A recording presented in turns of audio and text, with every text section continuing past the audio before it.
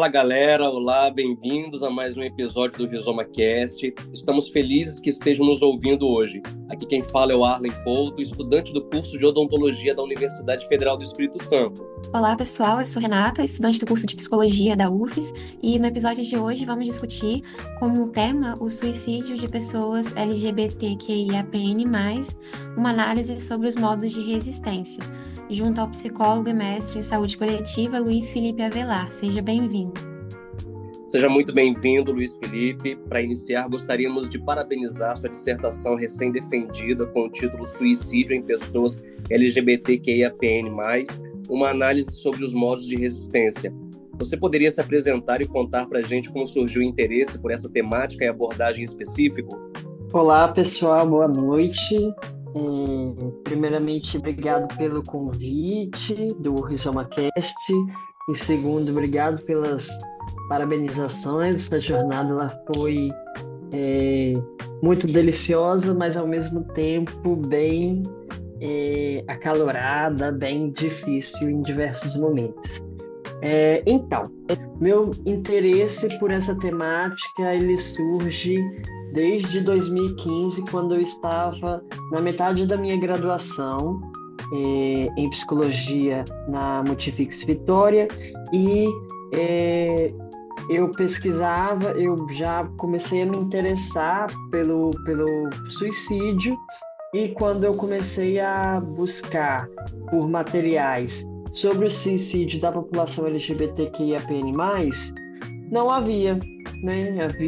Eu podia contar nos dedos, a grande maioria era de fora do país, não era português, e não havia, sobretudo, nenhuma pessoa LGBTQIAPN+, falando sobre o suicídio da sua própria população. Então, esse tema, ele também perpassa por mim, né, enquanto um jovem, né, um adolescente em formação, né, que estava se descobrindo. O suicídio apareceu enquanto a única via possível naquele momento do meu desenvolvimento. Ele apareceu como uma via, e eu enxergava como a única possível em alguns momentos, né? Só passei pela ideação, mas isso me envolve, né? E é um dos motivadores para que eu me interesse por esse tema, entendendo o quanto que essa população ela é atravessada por diversas violências desde sua infância, né? E passa pelo período ali da pré-adolescência, entra no período mais crítico, vamos dizer, no sentido social, né? De descoberta, de amadurecimento, de crescimento mesmo biológico, né? Então esse momento crítico ali, e aí então a pessoa LGBTQIAPN+, pode se ver desamparada, pode se ver coagida, e aí por diversas violências que a envolvem. Isso foi uma das coisas que me chamou muito a atenção, por não ter então a literatura, sobretudo, né, das pessoas LGBTQIAPN+, falando. E dentro da área da saúde coletiva, então, eu decidi me aventurar por esse tema, que é um tema difícil, é um tema desafiador. Basicamente, assim, né, a gente é convocado a falar de morte, mas eu me propus, né, com a orientação do professor Janderson, me propus a falar mais de vida do que de morte na minha dissertação. Então, acho que isso é um pouco das minhas motivações. Você comentou um pouco desses atravessamentos, né?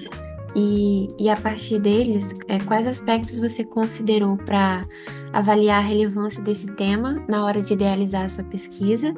E também, se você puder compartilhar quais foram um pouco mais, né, das suas motivações e expectativas antes e durante o desenvolvimento do trabalho em campo.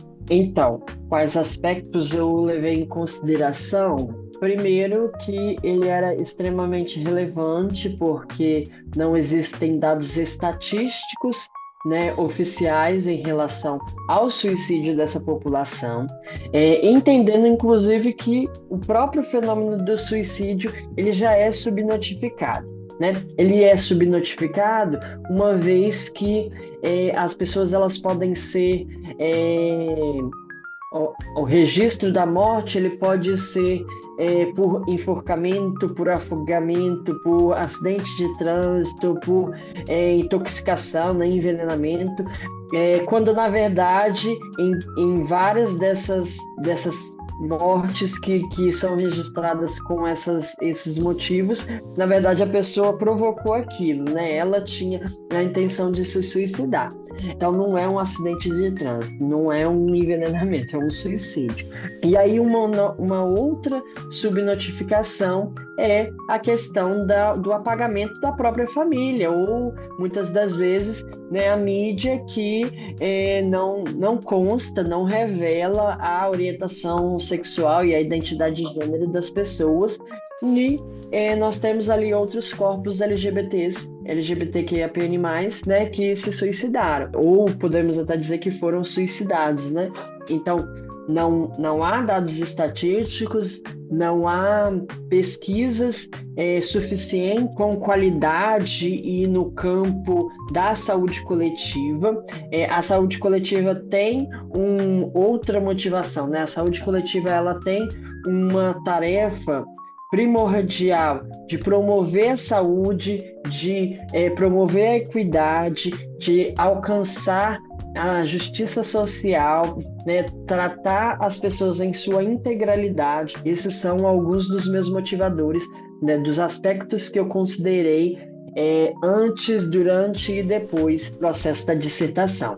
Mas um pouco do processo da dissertação, ele foi um processo difícil porque por vezes, inclusive, eu vi que eu estava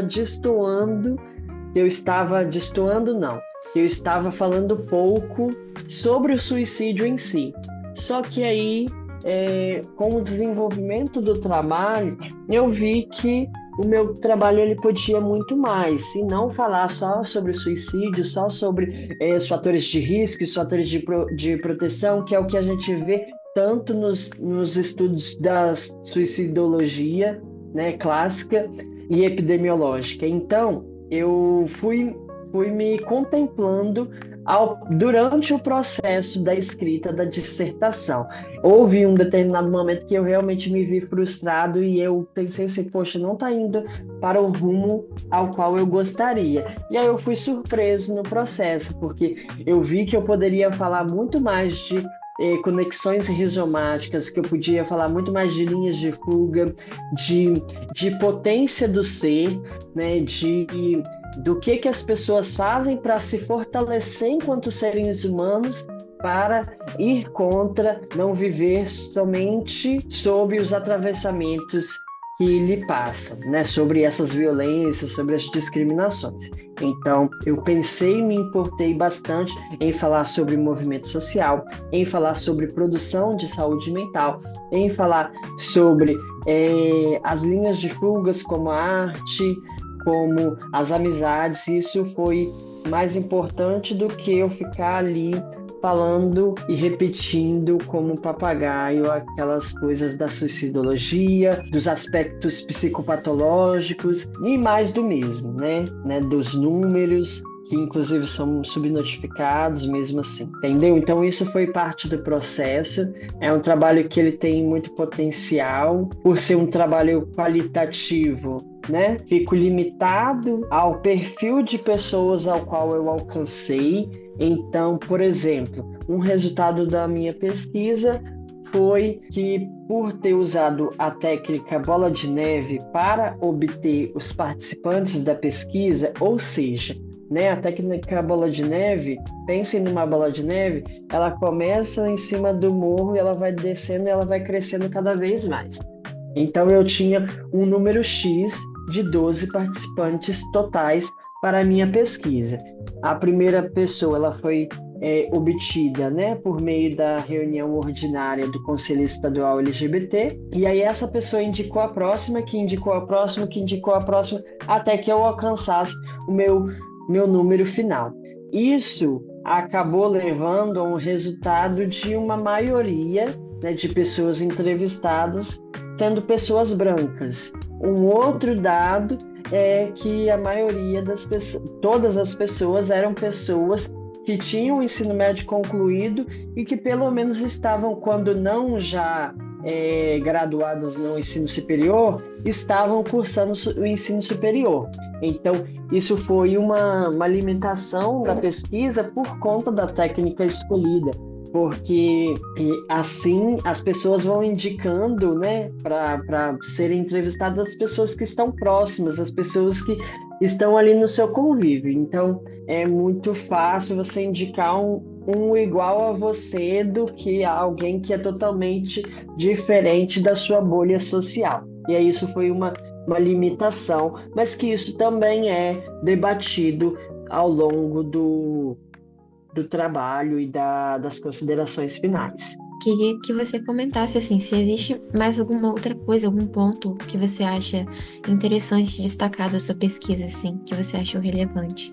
Bom, o que me vem à cabeça agora é que uma coisa que as pessoas destacaram é que a solidão, ela é algo que vulnerabiliza, né, esses corpos, porque uma vez que a pessoa está sozinha e ainda tendo o qualificador, né, de ser um sujeito LGBTQIAPN+, e aí, portanto, né, que pode ser excluído socialmente, então a solidão ela pode ser um fator bem importante nesse processo. E aí precisa haver uma atenção e um cuidado nesse sentido.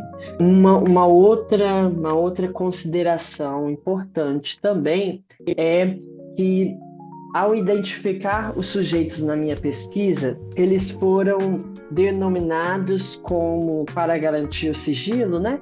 Eles foram identificados como OS, acompanhado de um número cardinal aleatório, IG, né? OS referente à orientação sexual e IG referente à identidade de gênero. Obviamente, todas as pessoas do universo têm uma orientação sexual e uma identidade de gênero, mas a sigla, nesse caso, a sigla IG, ela foi usada somente para as pessoas trans, as pessoas transgêneros que eu entrevistei, ou seja, mulher travesti, homem e mulher transexual, pessoa não binária, né? Então, todas essas pessoas, elas são enquadradas enquanto pessoas transgêneros.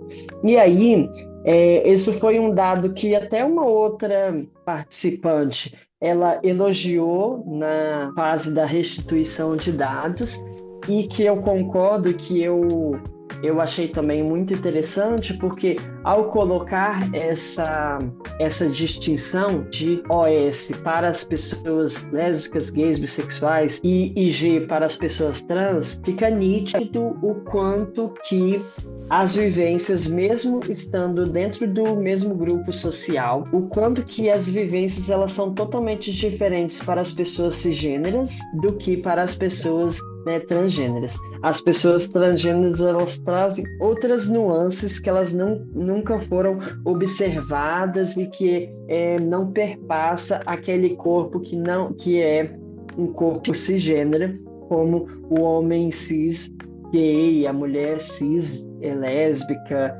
e enfim. Então, isso é uma coisa que foi muito interessante, assim, da pesquisa.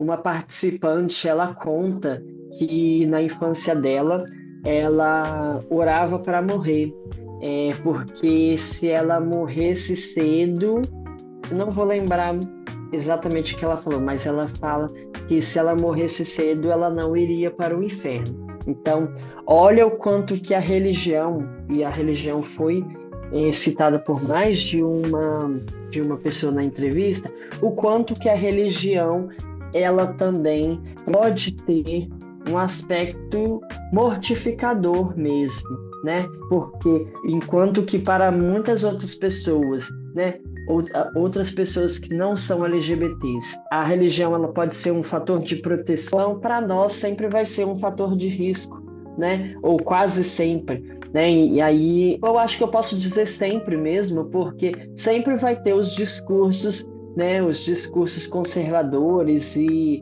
extremistas, né? Então, mesmo que a pessoa esteja dentro de uma igreja, né, que é inclusiva, né, outras igrejas ao seu redor, né, são conservadoras e estão atacando-a. Então, a religião ela é um aspecto que apareceu e é um aspecto que, se a gente estudar, se a gente se debruçar sobre a história da sexualidade, a gente vai ver o quanto que a religião reprimiu a sexualidade, reprimiu a expressão humana e criou discursos do que era aceitável, do que era higiênico, do que era saudável para a sociedade.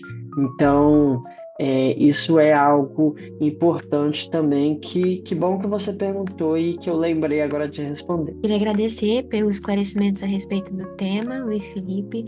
Foi muito importante te ouvir, né, e entender como que a sua pesquisa ela aposta nesse caminho da vida mesmo. E também agradecer a presença, né, de todos que ouviram até aqui e aproveitar para convidá-los para os próximos episódios. É isso aí, para ficar por dentro das novidades, nos siga no Instagram, @rizoma_ufes. Obrigado a todos que participaram, nos vemos no próximo episódio.